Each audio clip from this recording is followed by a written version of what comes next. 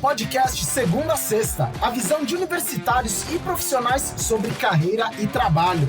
Eu sou Oscar Fujiwara e sempre vou trazer para a nossa conversa convidados que vão compartilhar com você visões diferentes sobre cada profissão. Se você está pensando em fazer uma transição de carreira, começar um curso técnico ou universitário, ou só quer saber mais sobre as diversas áreas de atuação que existem, você está no lugar certo.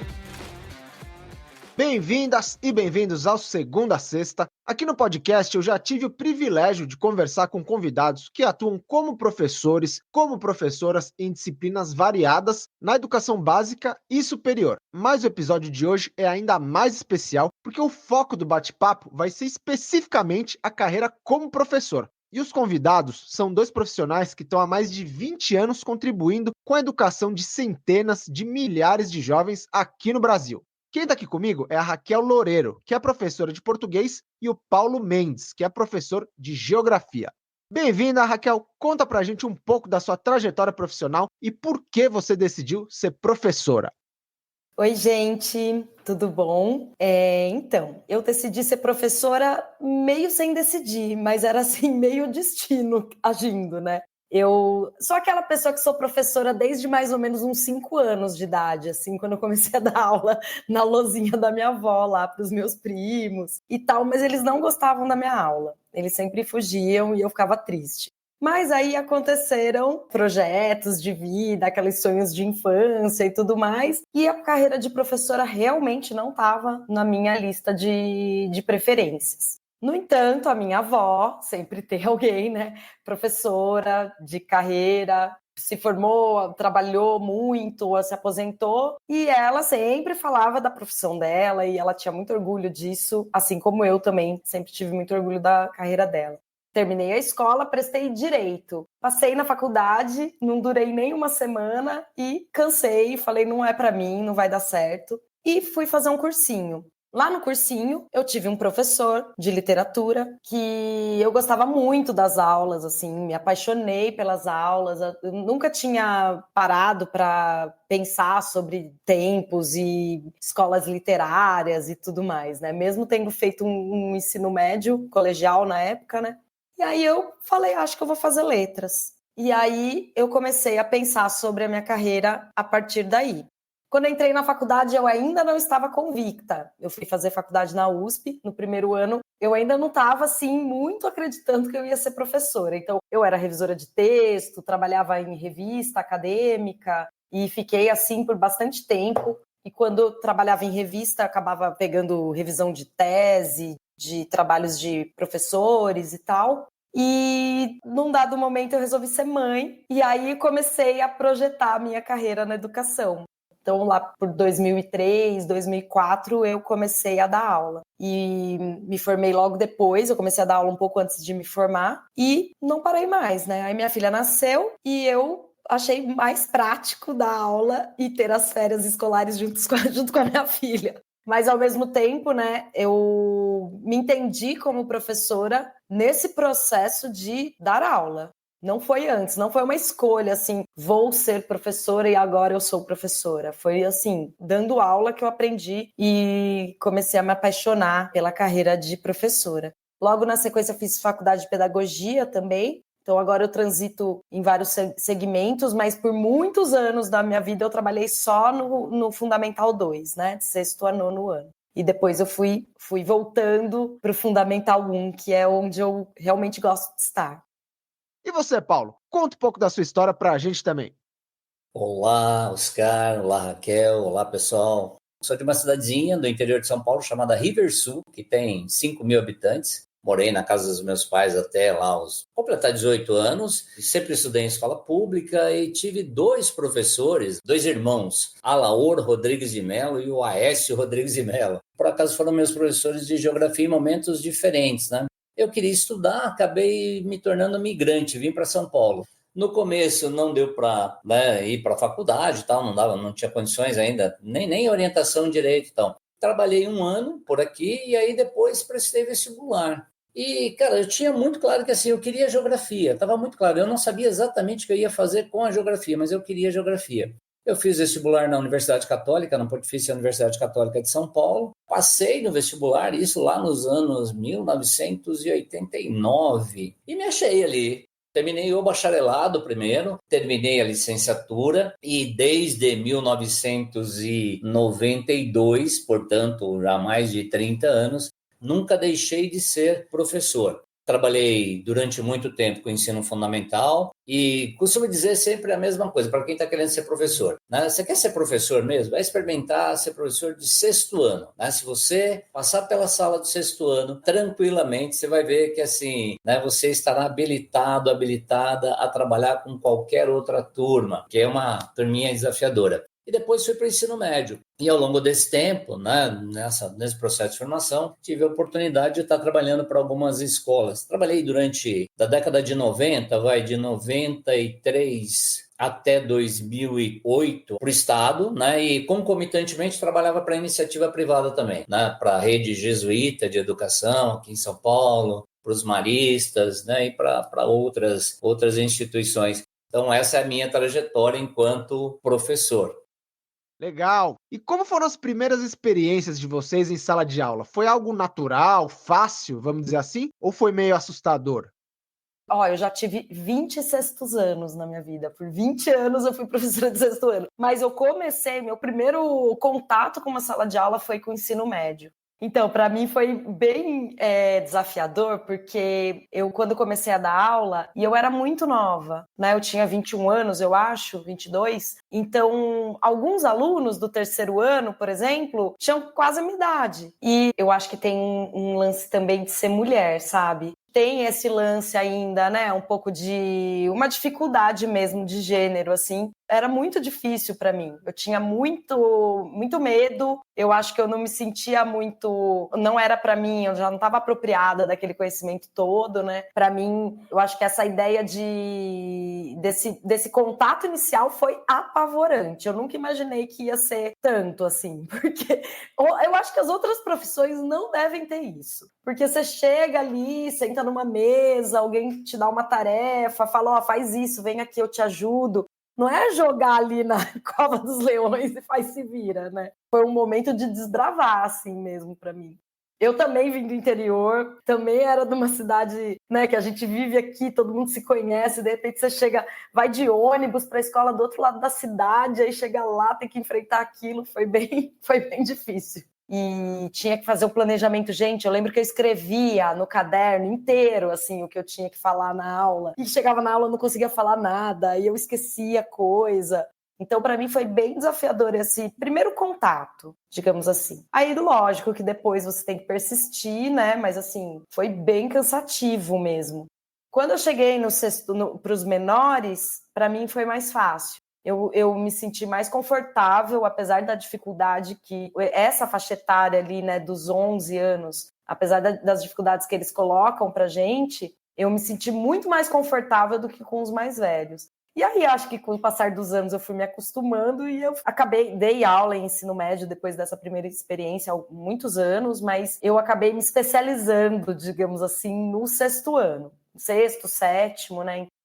Eu era estagiário num programa de educação ambiental da Prefeitura de Santo André e nós fazíamos um trabalho, né, de educação ambiental envolvendo principalmente na Vila de Paranapiacaba. Tinham muitas atividades que aconteciam lá e eram para as escolas públicas de Santo André. Uma professora de geografia, a daí virou e falou assim, Paulo, eu vou tirar licença médica e você vai assumir as minhas aulas. Eu olhei para ela e falei assim, oi, como assim? Ela falou assim, é verdade, né?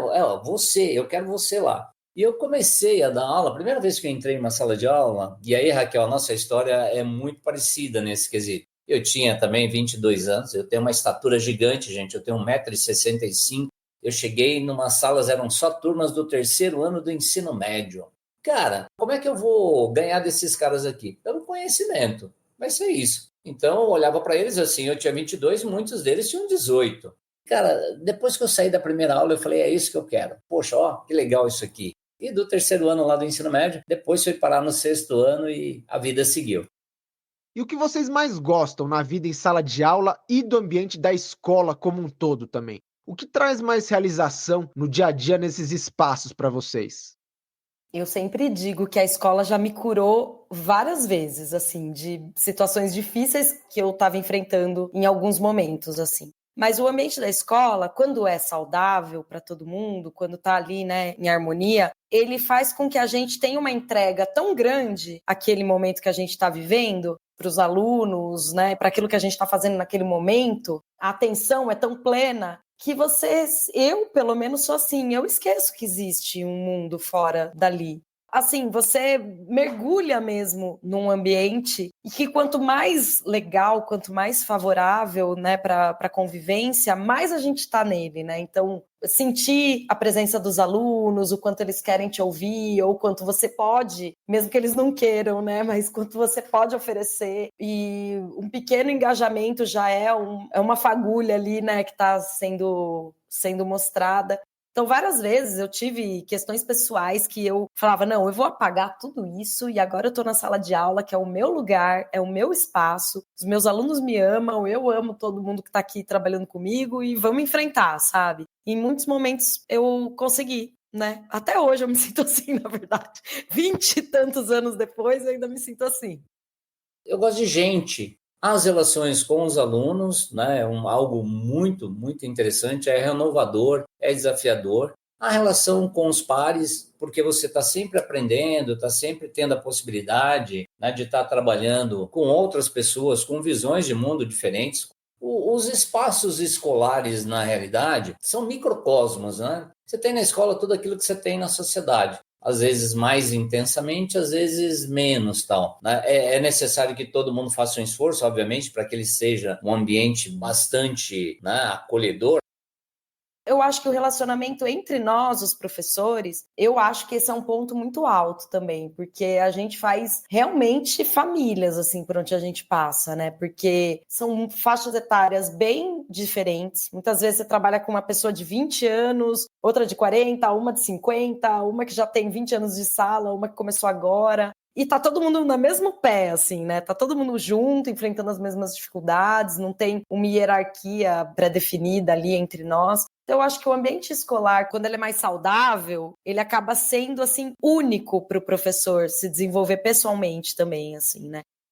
Mas o ambiente da escola, talvez ele é tão dinâmico. Eu costumo brincar com os meus amigos que, assim, eu digo que na escola, cara, ou na sala de aula, você pode morrer de tudo, mas a única coisa que você não vai morrer é de tédio. É muita coisa acontecendo ao mesmo tempo. O nosso material de trabalho são pessoas, né? E pessoas em todos os seus aspectos, né? Se você se conecta verdadeiramente, assim, né? De ver os processos que as crianças enfrentam, as coisas que elas enfrentam nas famílias, dentro da escola, com seus pequenos grupos, a gente com a perspectiva do adulto, né? Pensando, né, isso vai passar, ou você já se antecipando. E também perceber os ganhos que as crianças têm, né? Quando a educação tem objetivos bem concretos, assim, né? Bem elaborados. Essa parte também é bem fascinante, assim. Eu sinto que quem tem essa oportunidade, digamos assim, nós profissionais, eu acho que a gente acaba se tornando pessoas mais empáticas, talvez, generosas, porque você está todo dia vendo, né, pessoas que não são você, são outras, pensando em como eles lidam, como eles agem. Então, eu acho isso bem interessante também. Então, sabe, aquela coisa que você vai vendo o crescimento, e o crescimento em todos os níveis mesmo, né? E isso é fantástico. Eu acho isso impagável do ponto de vista geral. 3 semanas atrás eu estava viajando, estava lá em Ouro Preto, estava sentado num restaurante comendo, de repente chega uma menina do meu lado e fala: professor, que bom te ver aqui. Sabe, cara, poxa, olha lá. Poderia não ser professor, poderia ser outra coisa e tal. Mas é isso, né? Ou alguém que você encontra depois, né? E que vem fala, putz, eu me lembro daquilo que você disse, ou aquilo que você falou lá me ajudou a resolver algo em termos de, sei, uma questão vestibular, né? Ou algo ali do cotidiano. Ou fala com carinho, né, da pessoa. Então você fala, poxa, o trabalho está sendo bem feito. Né? Aquela coisa que, para professor, de maneira geral, é aquilo que você olha e fala, cara, eu ganhei o dia de monte, né? Onde vocês podem dizer que aprenderam a ser professores, a lidar com os alunos, a se comunicar, a transmitir o conhecimento, como vocês fazem hoje? A faculdade teve um papel importante nessa parte ou foi algo que vocês conquistaram na prática, com o tempo mesmo? Né? E aí vou ser categórico, enfático. Não há quem te ensine a ser professor. A universidade, no bacharelado, você aprende, né, elementos específicos. Quando você vai para a parte da licenciatura, né, você vai ter teorias de aprendizagem, você vai ter processos de filosofia da educação, psicologia da educação, tal. Mas quando chega na tal da prática de ensino, né, então, assim, você tem, por exemplo, a prática de ensino voltada, que seria para você aprender mesmo a fazer a coisa. Para mim, funcionou muito o quê? A inspiração em alguns professores que, ao longo da minha vida, me inspiraram demais. Eu tive um professor de literatura, por exemplo, no ensino médio, né, chamado João Batista Biglia. Eu olhava para aquilo e falava, cara, que coisa linda! Naquelas aulas, eu viajava com aqueles autores, com aquelas coisas, com aquelas obras. A literatura é uma paixão. Mas o ser professor, o me tornar professor, eu me tornei no caminho. Muito pautado um pouco na minha experiência de aluno, né? E muito pautado naquilo que eu falo assim, isso eu jamais faria, sabe assim? Porque a escola ensina de inúmeras maneiras. Tem coisas que você olha e fala, nossa, eu jamais faria isso, né? Ou foi ruim, isso foi ruim. Então, dessas experiências, né, o currículo lá na geografia, por exemplo, não contribuía muito para te levar para a sala de aula. E não creio também que exista uma escola em si, né, para falar assim, você vai lá para você aprender a ser professor. A parte teórica, eu sinto que ela é muito, muito importante. Eu acho que é imprescindível que a gente tenha sempre professores muito bem formados, mas eu também acho muito importante os professores terem tido bons professores. Acho que também tem uma falha nas grandes universidades, que são professores que estão dando aula nas universidades há muito, muito tempo e não tiveram mais práticas em sala de aula. Então, eu sinto que, para mim, o meu repertório como professora é muito de troca entre os pares, o meu modelo de aluna, que funciona, do que não funciona, e também, né, do repertório teórico ali que a gente aprende nos estudos, nos bancos das universidades e tal. Tem um conjunto de habilidades que, assim, né, você vai desenvolvendo, tal, mas que são importantes. Por exemplo, é difícil você começar numa função ou numa profissão, né, sem um domínio, sem pensar, poxa, eu preciso me comunicar. Né? Então, eu preciso me comunicar com clareza, com uma, né, determinada lógica no raciocínio ali. Se você que está aí pensando em ser professor, um dos aspectos fundamentais que vai te ajudar muito, mas muito, muito, muito, é você ser organizado, ter uma organização pessoal, ter uma questão de gestão do tempo, né? Porque eu entro 2 vezes por semana e em algumas turmas, tem turma que eu entro 3 e tal, mas eu tenho um determinado conteúdo, cara. Vou pegar um tema genérico, vai. Globalização. Você pode dar globalização, se você tiver 2 aulas por tema, então tem que ser em 2 aulas, né? Ou tem 5, beleza, maravilhoso. Aí você vai adequando. Mas essa coisa da gestão do tempo é fundamental. E aí também tem uma coisa, agora vamos lá, não vamos romantizar o negócio, né? Ser professor significa ser profissional, não é uma vocação. Eu entendo como sendo uma profissão. Na verdade, é muito mais um enfrentamento do que uma vocação, né? Porque para você ser professor, tem que ter uma decisão tomada ali em algum momento da sua vida. Mas eu não conheço, pelo menos nesses anos todos, alguém que tenha entrado na sala de aula e falado assim, nossa, nasci para isso, estou pronto. De jeito nenhum, é uma batalha, uma disputa interior, né? Então a gente pensa em todas as questões que a gente vem enfrentando cada vez mais, né? Cada ano que passa, a gente que está na sala de aula, a gente vem enfrentando cada vez mais dificuldades. É tudo menos vocação. Talvez persistência, enfrentamento, né? Tem muitos nomes aí. O que não deixa de fazer com que a gente se apaixone pela profissão, porque, afinal, é uma escolha também, né? Não é que você tá ali amarrado, né? Você tá porque você se vê naquele papel, né? De alguma forma. Vocês sentem que a forma de ensinar e de aprender tem mudado muito nos últimos tempos? Como é o processo de adaptação do professor, da professora a essas mudanças, que acabam sendo mais do que educacionais, né? São sociais também. Quais as maiores dificuldades na hora de transmitir, de estimular o conhecimento hoje em dia na escola? O tempo de atenção das pessoas em geral e das crianças, especialmente dos adolescentes, tem sido cada vez menor. Então, o engajamento numa atividade é micro, né? Então, eu sinto que esse é um desafio que a gente vem enfrentando. Essa questão de se engajar mesmo está sendo cada vez mais difícil. Agora, eu acho que a forma como a gente conduz a sala de aula, sim, tem sido cada vez mais desafiadora por uma série de motivos. Eu não tô nem conseguindo, sabe, horizontalizar assim, o meu raciocínio de tantas demandas que a gente vem recebendo para fazer com que os alunos realmente estejam engajados e se sentindo ali, né, pertencentes àquele ambiente, se sentindo felizes no ambiente que eles estão. O que mudou, o que eu sinto, é que os alunos estão, quanto mais velhos, né? Os mais novos, eu sinto que eles ainda são mais conectados ali com a questão da escola, são um pouco menos naufragados pelas telas e tal, né? Mas eu sinto que quanto mais velhos eles estão, é mais difícil para a gente fazer essa competição mesmo. É uma competição, eu sinto isso, assim, de formas de fazer com que eles se interessem, se engajem, mas que também eles consigam aprender. Porque às vezes eles estão de fato engajados e interessados, mas tem algo ali que mudou o mecanismo, né? Porque é uma sensação. Eu sinto que mudou mesmo o tempo de atenção.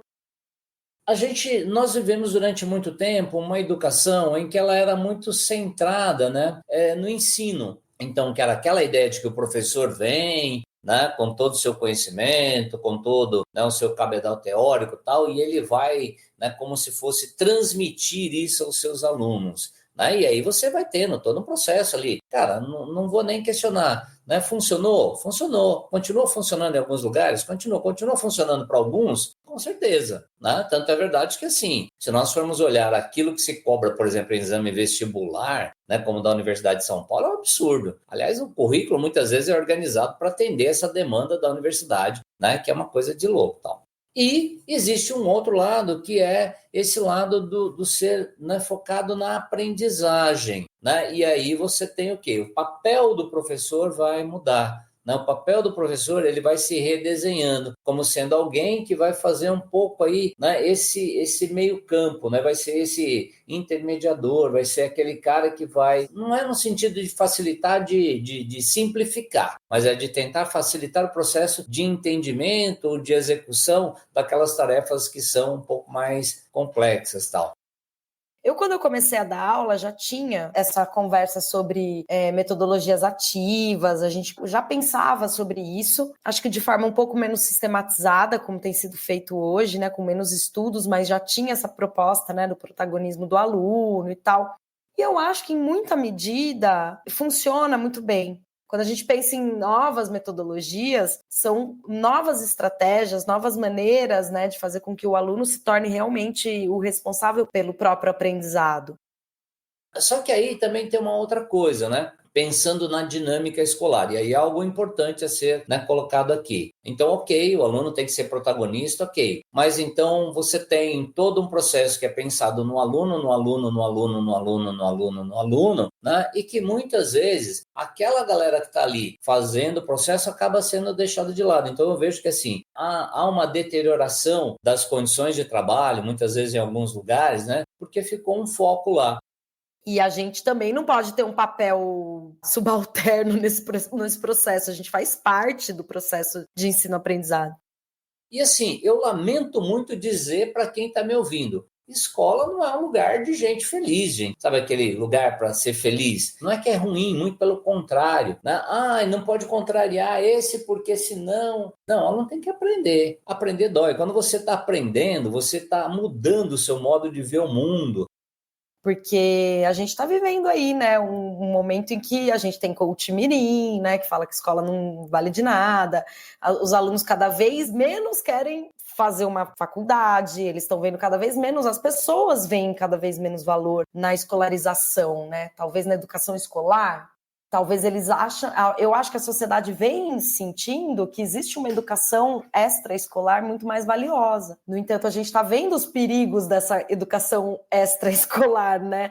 Que é ali contaminada, digamos assim, por recortes, por bolhas, por algoritmos. A gente passa por um momento em que as pessoas estão no nível de imediatismo tão acentuado, tem que ser tudo meio que TikTok. Eu jamais vou dar uma aula de 5 minutos, cara. Sinto muito, né? Não é isso, não consigo fazer esse processo. Então, nesse aspecto, né, aos jovens professores que estão aí, a galera que está ouvindo a gente, pensar no seguinte: o que você quer ser, cara? Ser professor é uma coisa, né? Ser youtuber, ser animador de auditório, ser outra, isso aí para mim é outra coisa completamente diferente. Já fui fazer entrevista em escola que falou: a gente gosta de professor, de aula show. Gente, aula show é uma coisa que um professor não pode dar, né, gente? Vai dar show, contrata um músico, um ator. Professor não é show, né?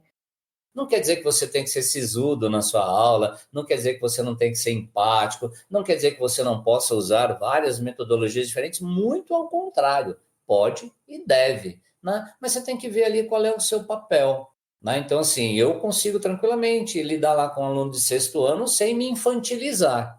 Então, esses desafios, né, de você olhar para essas mudanças, porque às vezes as pessoas também acham que a escola fala assim: tudo mudou menos a escola. A escola também mudou, cara. Não tem como você estar inserido num contexto. Só que a escola, ela ainda é, né, um elemento de vanguarda. Mas assim, eu acho que a função do educador, do professor, né? Você pode colocar a tecnologia que você quiser, o chat GPT que você imaginar, e a nossa função segue sendo a de mostrar repertório e chegar ali numa série de habilidades e competências que os alunos precisam adquirir para sair como seres, né, humanos, autônomos, criativos, empáticos, etc, etc. Eu acho que isso acaba que não muda tanto, né? E além dessas questões ligadas ao ensino em si, que outros pontos extra sala de aula também acabam interferindo no trabalho do professor, na qualidade do dia a dia profissional também? Que eu acho que o ambiente da escola também pode ser bem adoecedor, né? Não vamos também minimizar as questões que a gente enfrenta aí todos os dias. Assim, nós somos muito cobrados, né? Então tem um nível de adoecimento bastante forte. Estava vendo uma pesquisa recente aí da Associação Nacional de Medicina do Trabalho. Professores, nós estamos numa categoria que está em 6º lugar, né? Na categoria que mais adoece e tal. Então, assim, você tem que olhar o que está acontecendo. Alguma coisa está acontecendo. Né? E não é porque as pessoas estão perdendo o gosto, o prazer, né, de exercerem a sua profissão e de ensinarem. É que está chegando para a escola um conjunto de demandas que são também da escola, mas não são só da escola. Né? Então, aí quando você joga tudo lá e parece que assim, tem que resolver tudo. Não tem. Raquel, você já ouviu essa expressão? O que eu faço com meu filho? Professor, o que eu faço com meu filho? Eu já não sei o que fazer. Eu falo, poxa, se vocês que são pais não sabem o que fazer, eu vou te dizer, né? Mas o que eu sinto nas escolas em geral, não estou falando só das escolas públicas, mas lá é muito mais gritante, tem um contrassenso, assim, no que se espera e no que se oferece de condições. Então, por exemplo, a gente tem aqui, eu sou de Jundiaí, né, eu moro nessa cidade, e eu tenho a experiência da prefeitura aqui. Mas, assim, como que você vai fazer o desemparedamento da escola, que é um projeto muito legal mesmo, muito lindo, que funciona muito bem. O desemparedamento propõe que você fique o mínimo possível dentro de uma sala de aula. Faça propostas ao ar livre, dinâmicas que os alunos consigam realmente sentir, tocar a natureza e tudo mais. Mas como que você vai fazer isso numa sala, que era o meu caso ano passado, de alunos de 4 anos, de educação infantil, com 24 crianças, sem assistente, sozinho, o professor sozinho. Com 24 crianças, sair de dentro, no corredor já é difícil. Falo com experiência. Não tem como, é humanamente impossível.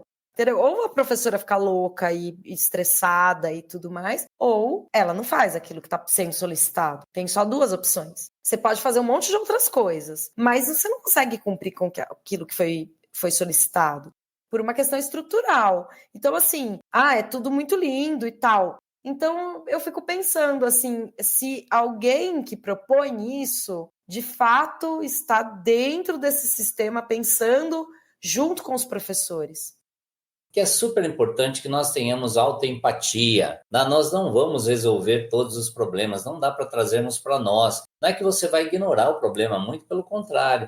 Todo mundo vai te cobrar, e se bobear vai ter um monte de gente que vai te apontar o dedo ainda. Mas você tem que ter essa autoempatia de falar assim, olha, isso é meu, ok, isso aqui eu consigo atuar, isso aqui eu consigo fazer. Isso não é meu, né? E passar, obviamente, essa função a quem é de direito e a quem tem que exercê-la. Não acha que você vai vestir a sua capinha de Batman, né? Não acha que você vai vestir a sua capinha lá de Mulher Maravilha ou qualquer coisa do gênero. O Batman não foi um bom exemplo, porque o Batman é justiceiro. Alguém que vai, um super-herói lá, que vai fazer, não é super-herói, cara, é alguém que tem umas limitações. Aquilo, vou repetir, profissional. Né? Então, enquanto profissional, precisa de condições adequadas de trabalho, né? Precisa de uma ótima formação, obviamente, e precisa de mais valorização, reconhecimento e valorização. E mais ainda, né? Precisa que as famílias entendam que professores e famílias são parceiros. O professor não é inimigo da família, a família não é inimigo do professor, porque isso parece que não está tão óbvio assim em muitos lugares ou para determinados grupos. Na escola privada também acontecem problemas assim, porque daí a gente tem uma interferência da expectativa de cada pai, que está pagando por um serviço, que está comprando uma educação que ele espera que seja exatamente do jeito que ele quer. Diferente de um outro serviço privado que você contrata, iniciativa público-privada, ônibus. Você compra um passe de ônibus, você entra dentro do ônibus, senta no banco, o motorista dirige. Você não chega lá e fala, viu, motorista? Não é melhor você pôr a quarta marcha? Você não fica fazendo isso, mas na escola privada os pais fazem o tempo todo. Você não chega dentro do hospital e fala, viu, esse soro aí, será que não é melhor pôr outro?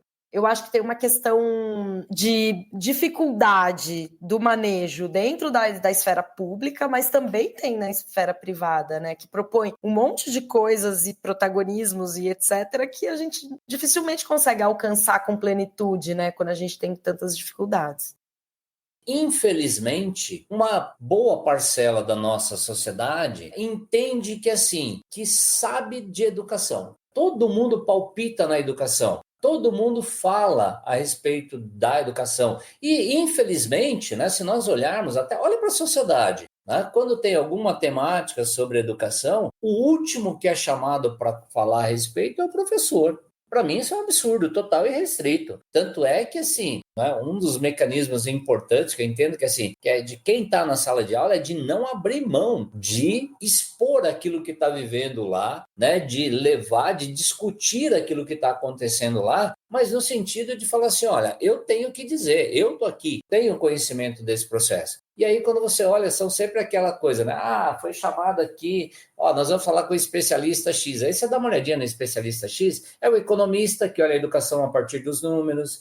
Peguem as grandes fundações, os grandes institutos que fazem parte do processo educativo. Quem está lá na liderança, ou é economista, ou é advogado, ou é alguma outra coisa. E que, assim, não estou invalidando as pessoas. Elas podem falar, mas elas deveriam convidar quem está no espaço da sala de aula, no chão da sala de aula, para estar discutindo. É uma galera que nunca passou por uma sala de aula. E se bobear, nem sequer cuida exatamente dos filhos. Se bobear, tem babá ali, porque ficar com 2 filhos já vai achar, nossa, dá muito trabalho. Sobre essa questão, né?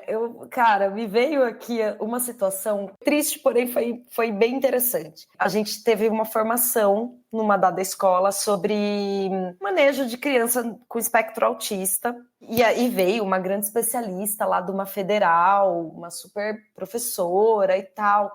E eu tinha um aluno autista de nível 3, que precisava de um apoio, de um suporte, e que não tinha naquele momento. E a professora chegou na sala de aula, então, e começou a tentar estratégia com o menino. Em pouquíssimos minutos, ele se desregulou totalmente. E, assim, desregular uma criança autista de nível 3 é assim, perdeu a criança, perdeu a sala inteira, perdeu tudo. Você tem que se antecipar muito, você tem que viver muito essa criança para isso não acontecer. Inclusive, as consequências disso podem ser graves, é tudo muito importante, sabe? Ela tentou conter fisicamente. Eu sei que coisa de 10 minutos ela estava chorando no canto da sala de aula. Chorando. Meu Deus, olha, não sei o quê. Eu falei, professora, calma, sai da sala, vamos tomar uma água todo mundo, depois a gente volta. Então, assim, isso para mim foi um exemplo importante de como falta para alguns profissionais, e ela é uma profissional excelente, muitas dicas que ela dá, obviamente, são muito aplicáveis, e ela vê isso na clínica dela, com uma criança, não com uma criança e mais 20 crianças, sem assistente, com a criança te chamando. Então, a realidade da sala de aula é muito diferente. Então, eu acho que é um pouco sobre isso. A gente precisa entender que o contexto de sala de aula é só a gente que entende. Não adianta. Se você for coordenador, depois de uns 2 anos só de coordenação, também já acabou. Você precisa voltar, e sempre, e voltar nesse lugar de vulnerabilidade, né? Eu sinto um pouco isso, assim. Vá sabendo que é uma profissão em que você vai ter que lutar o tempo inteiro por várias coisas, né? Por salários, né, decentes, dignos, por valorização. Tem que ter um reconhecimento para além daquele do discurso, porque há muito um discurso, né, de que todo mundo apoia a educação, mas na hora do vamos ver mesmo, apoio até a página meio, às vezes. Né? Por ambientes de trabalho em que você possa contar efetivamente com a estrutura que você vai ter que lidar com as famílias, e as famílias têm as mais variadas dinâmicas, então por isso que, né, a estrutura que a escola apresenta é muito fundamental nesse processo, até para fazer um anteparo, para te dar ali uma vanguarda para você poder estar trabalhando, levando adiante o seu trabalho. Vocês já citaram aqui a questão da escola pública, né? E a gente não podia deixar de passar por esse ponto na nossa conversa. Vocês podem contar como foi a experiência de vocês em escolas públicas? Vocês acham que todo professor deveria, em algum momento da vida, lecionar na escola pública? Essa é uma experiência que enriquece muito a formação de quem quer construir uma carreira em sala de aula?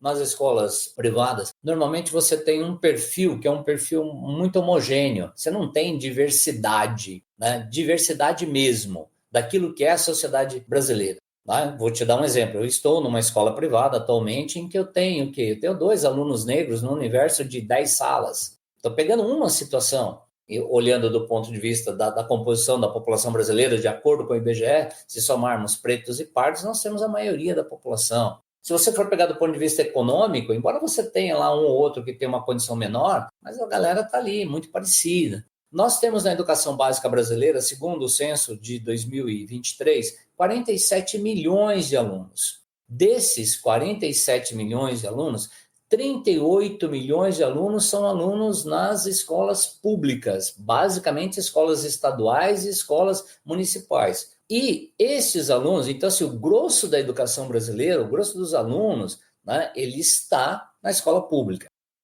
Olha, eu tive experiência em escola pública do estado de São Paulo e prefeitura daqui da minha cidade. Eu acho que estar na escola pública, eu acho que é fundamental. Eu acho que essa questão da diversidade que o Paulo falou, é lá que a gente realmente vê o Brasil acontecendo.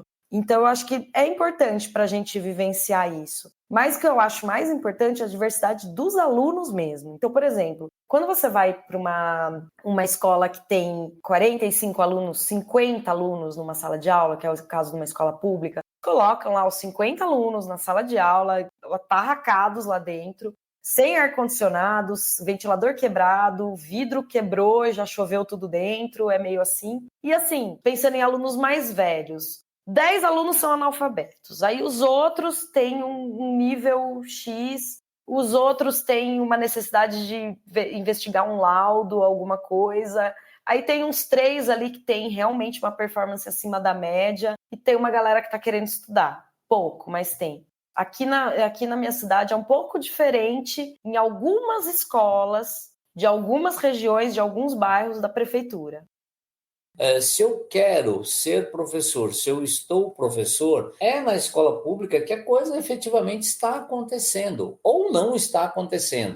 Estar neste espaço é fundamental para que as coisas possam efetivamente acontecer. Aí alguém vai me falar assim, mas eu preciso pagar a conta. Ok, beleza, todo mundo precisa pagar a conta, justo. Mas assim, o estar lá, né, ele é fundamental para que você tenha essa noção efetiva de realidade e não viva em determinadas bolhas. Durante muito tempo eu passei por alguns lugares que eram bolhas sociais. Por quê? Porque você estava naquele perfil trabalhando com uma galera de classe média alta, né? Muita gente com muita grana. Eu já trabalhei com alguns alunos que sabiam que existia um pobre porque eu tinha visto pela televisão ou alguém tinha contado, né? Porque o universo não era esse, assim. E que bom que eles tinham essa condição, ok e tal. Mas o dia a dia, a vida, ao vivo em cores, não é assim, né? Então, estar lá é fundamental. Eu acho que para você entender tanto a sua performance como professor, o seu papel social como professor, que a gente também não pode abandonar, a gente também paga boleto, mas é uma função social, sim, muito importante. A gente precisa estar em algum momento nessa escola que é tão diversa. Mas eu acho que a gente tem que pensar que a escola mostra uma realidade que a gente precisa encarar. Até para pensar sobre o nosso papel como educador, né, no contexto geral, assim. Mas eu acho que a realidade que a gente enfrenta como profissional é muito transformadora para a gente, assim, em todos os aspectos, tanto de performance em sala de aula, de manejo de sala, gestão de conflitos, que isso é bem interessante, até para encarar um pouco a nossa realidade, assim, né, e poder transformar. E eu sinto muito de muitos professores que eu conheço, vários que nunca estiveram numa escola pública, assim. Eu vou dizer do meu caso, cara, eu estudei em escola pública, né? Eu sempre entendi que eu tinha um compromisso, tinha que dar uma devolutiva, tinha que dar minha contribuição lá. E durante um tempo fazendo, e agora tentando fazer de uma outra maneira. Mas, assim, é importantíssimo isso. E não é por ser bonzinho, nada, mas todo mundo tem que ter consciência daquilo que está acontecendo. Eu tive experiências muito positivas na escola pública, em algumas salas, e muito negativas também, muito mesmo, assim, que me impulsionaram, inclusive, a exonerar do cargo, porque eu falei, não tem para que viver isso. E eu já fiquei em ambientes muito adoecidos, assim, em escola privada, escolas muito privadas, inclusive. Acho que é uma questão de um pouco de sorte também, não sei.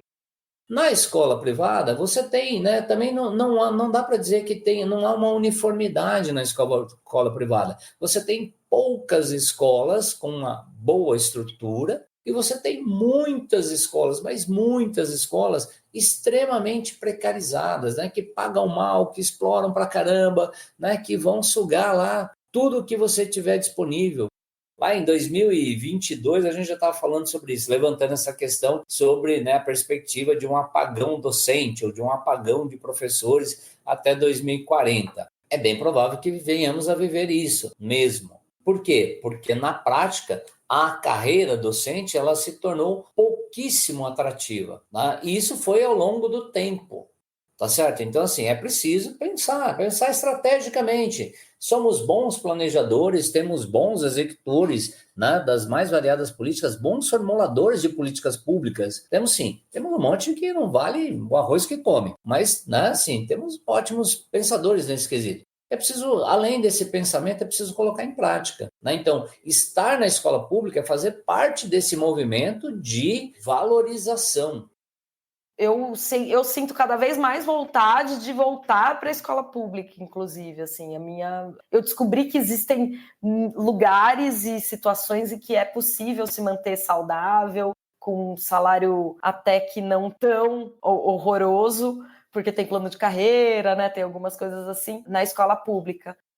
Mas estar na escola pública é fundamental, porque a formação maior, né, da grande massa de alunos do Brasil se dá nas escolas públicas. E essa galera merece o que há de melhor. Uma escola que seja de ótima qualidade, uma escola que seja, né, laica, né, uma escola que seja geradora de conhecimento, uma escola que seja, né, geradora aí de promoção mesmo, né, de justiça social, porque isso acaba acontecendo. Então, se você que está aí, né, experimenta, vai lá para a escola pública e dá a sua contribuição lá. Trabalha onde você quiser, mas vai lá dar a sua contribuição, porque aí você vai ver que efetivamente é a vida ao vivo. Paulo, aproveitando que você mencionou que hoje está contribuindo com os alunos do ensino público de uma maneira diferente, compartilha aqui com quem está ouvindo a gente seu projeto para todo mundo poder conhecer também. Poxa, obrigado, Oscar. Vamos lá, então. Galera, eu integro um coletivo de professores chamado Escolha Educação, né, que você vai encontrar no YouTube, no Instagram e deixa eu ver onde mais, no LinkedIn, né, com @escolheduque, em que nós temos duas linhas de atuação. Né? Nós gravamos aulas para disponibilizarmos para aqueles alunos que, por vários fatores, não tiveram condições de ter este conteúdo né, durante o seu processo de formação e principalmente pensando nos alunos de escola pública, mas lembrando, nós queremos contribuir com os professores, não vamos fazer o trabalho dos professores. Nosso projeto é um projeto de parceria. E, ao mesmo tempo, nós temos uma live que acontece todas as terças-feiras, às 20 horas, em que nós trazemos professores de escolas públicas para contarem, né, de suas trajetórias, dos seus projetos, dos perrengues, das conquistas. É isso. Então, o projeto chama-se Escolha Educação. Então, vamos lá, galera. Ó, o arroba é @escolhaeduque. O C é mudo. Tá certo? Vai lá, segue a gente, acompanha, você vai ver, né? Entra em contato, vamos conversar a respeito, porque falar sobre educação é importante, né? Extremamente importante, e atuar, né, em prol da educação pública, principalmente, é fundamental. Muito bacana. E se você quiser conhecer o Escolha Educação, eu vou deixar os links disponíveis aqui na descrição desse episódio. Quando a conversa aqui acabar, passa lá para dar uma conferida e prestigiar essa iniciativa, beleza? Bom, voltando aqui para o nosso bate-papo, em meio a tantos desafios que vocês já citaram aqui, em que situações, em que ambientes vocês acreditam que os professores são mais valorizados, tanto no lado financeiro quanto no dia a dia em sala de aula mesmo? Bom, indo direto ao ponto, você que está nos ouvindo, que vai achar assim, poxa, você professor, eu vou ganhar bem. Esquece, você não vai ganhar bem. Você não vai ganhar bem porque o ganhar bem ou não, se for em termos numéricos, né, você vai ter que olhar frente à proporcionalidade do trabalho que você vai ter. Então, assim, eu já ganhei, né, em termos de valor hora-aula, muito bem, mas eu tinha 45 alunos em sala de aula, e aí quando você vai olhar, você vai ter, por exemplo, 2 processos avaliativos e todas as provas que eram dissertativas, tal, não sei o quê. A mais-valia sobre o meu trabalho era gigantesca. Ok? Então, assim, então se a ideia é, vou ganhar bem, vai fazer outra coisa. Simples assim. Você pode, obviamente, você vai sobreviver, né, aquela coisa toda, dá para fazer várias coisas? Dá. Porque eu estou entendendo nesta perspectiva, que não é só o número. Você pode pegar, inclusive, escolas aqui em São Paulo que cobram R$ 32 mil de matrícula. Elas não pagam isso nem de longe para os professores que estão lá mensalmente. Ok? Se bobear, para você ganhar o valor de uma mensalidade, tem escolas aqui em São Paulo cuja mensalidade custa em torno de R$ 16 mil. Você pode até ganhar uma mensalidade, mas eles têm 30 alunos em sala de aula. Então, só para você ter um pouco essa dimensão. Mas eu também sinto que a questão salarial é importantíssima. Muitas vezes, em muitas situações, que várias pessoas, amigos, amigas, vêm me perguntar sobre escola privada, né? A gente está falando, será que eu ponho nessa ou naquela escola? Eu falo, põe onde o professor ganha melhor. Vai lá, pergunta quanto paga de hora-aula. Onde for melhor, vai ser melhor, porque é básico, né? Não existe outra matemática.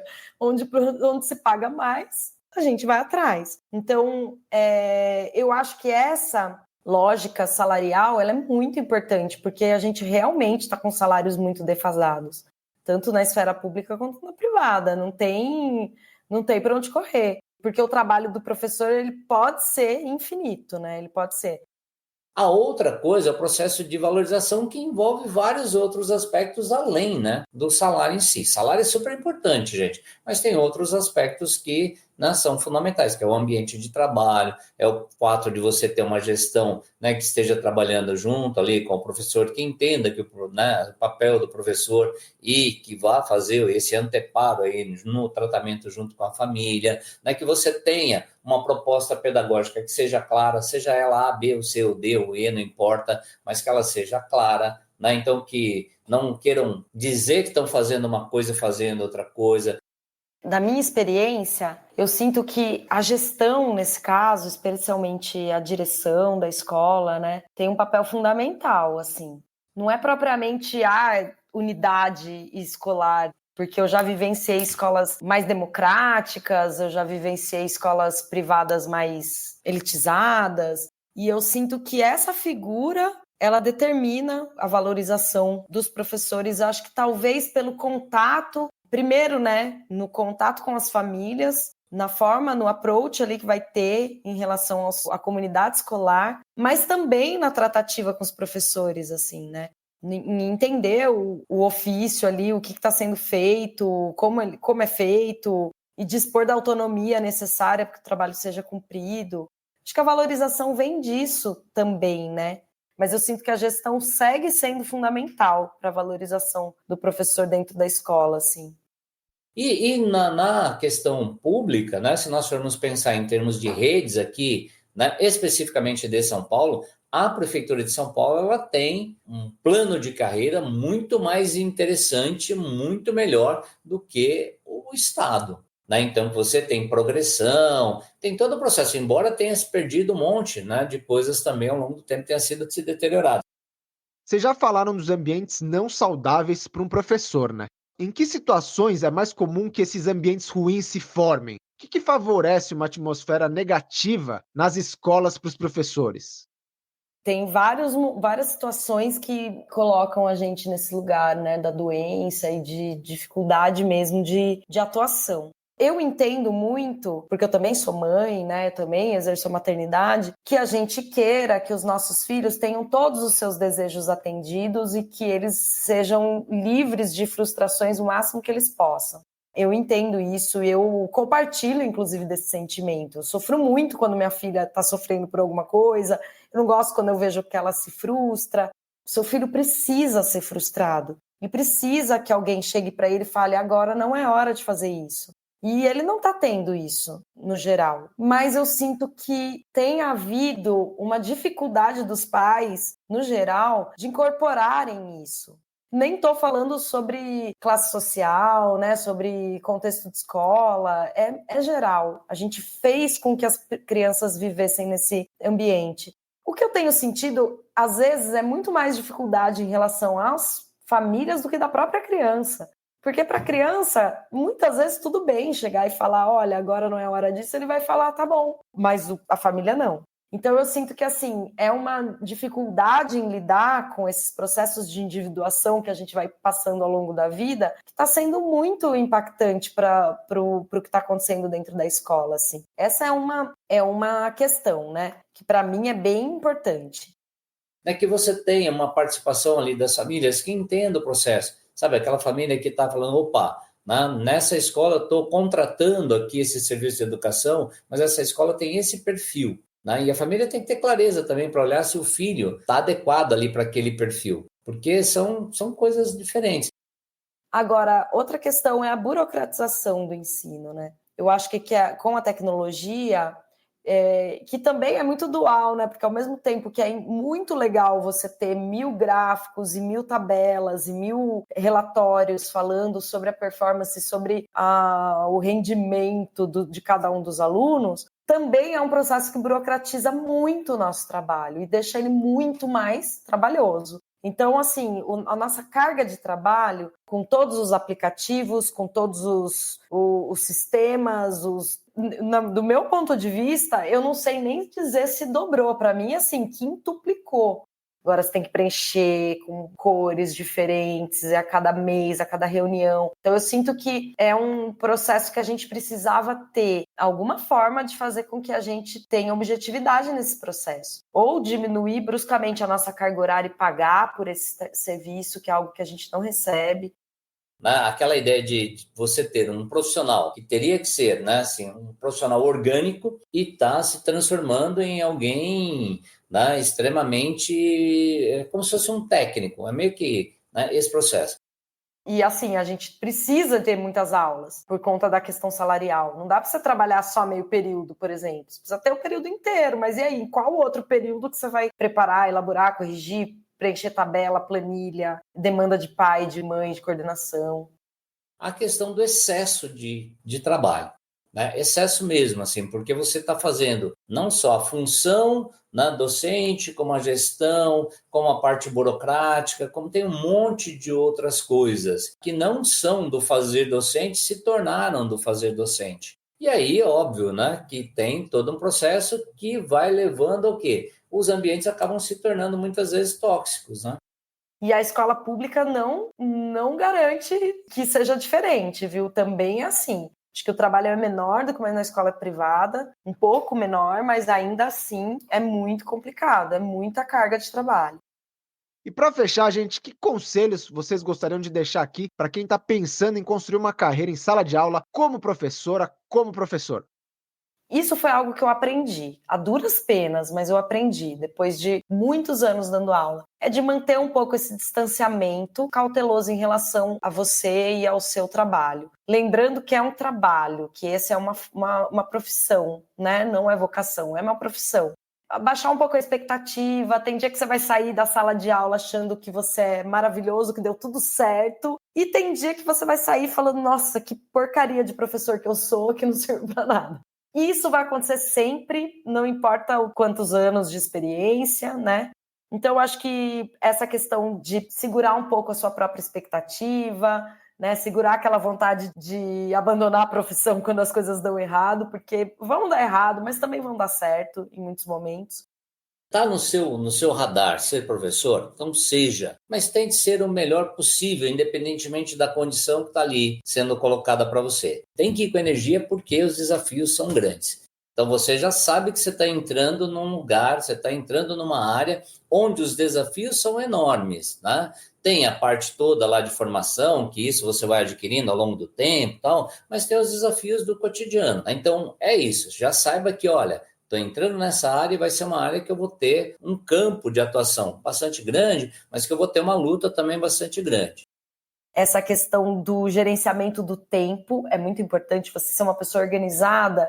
Tem prova para corrigir? Corrige. Tem atividade para fazer? Faz. Não deixa aquele fantasminha do trabalho pendente te atormentar, porque vai te atormentar muito. Então, acho que se organizar mentalmente, estruturalmente, vai te aliviar um grande trabalho, assim, mais para frente. Conheço ótimos professores, são pessoas extremamente desorganizadas e que já se deram mal em muitos momentos da carreira, assim, sabe? Organização, gestão do tempo, por quê? Porque você terá muitas demandas, né? Tem que entregar o planejamento, tem que entregar as provas, tem que corrigir, né, num determinado prazo específico, tem que digitar as notas, tem que participar das reuniões aqui, dos conselhos de classe ali, aquela coisa toda. Então isso é fundamental. Mas você tem que ter vida também, que é isso que vai garantir, inclusive, a sua saúde, né, mental, para que você possa continuar trabalhando. Não ficar ali achando que sempre vai ser um momento feliz, né? Às vezes não vai ser. E tá tudo bem, porque assim é a vida, né? E esse distanciamento em relação ao que você enfrenta na sala de aula, virou, fecha a porta, sua vida existe, você tem seus amores, suas vontades, seus hobbies e tudo mais. Tente sempre trabalhar em equipe. Não adianta tentar ser o professor de Hollywood. O professor de Hollywood é aquele cara que ele consegue mobilizar todos os alunos da escola, mas ele não consegue mobilizar um par. Ele não consegue mobilizar um outro professor. Então pense o seguinte, a mobilização com os pares ela é fundamental. Os alunos eles virão, né? Mas trabalhar em equipe, consolidar, fortalecer esse trabalho, né? Porque quando o trabalho é bem feito, e não adianta se você falar, eu vou tentar fazer o meu para aparecer. Não, cara, o trabalho quando ele é bem feito, ele aparece. É essa coisa, fazer um trabalho bem feito, honesto, isso é fundamental. Raquel, Paulo, muito obrigado pelo bate-papo e por essa aula que vocês deram sobre a realidade dos professores aqui no Brasil. Vocês levantaram inúmeros pontos que com certeza vão fazer muita gente reconhecer muito mais o trabalho realizado pelos professores e a sua importância para toda a população, sem exceção. Valeu demais! Muito obrigado para você que acompanhou a conversa e aproveita para mandar esse episódio para todo mundo que você conhece que quer saber mais sobre a carreira de professora, de professor. Em breve eu volto com mais episódios inéditos aqui no Segunda a Sexta. A gente se encontra por aqui, beleza? Um grande abraço e até a próxima! Esse foi o podcast Segunda a Sexta, a visão de universitários e profissionais sobre carreira e trabalho.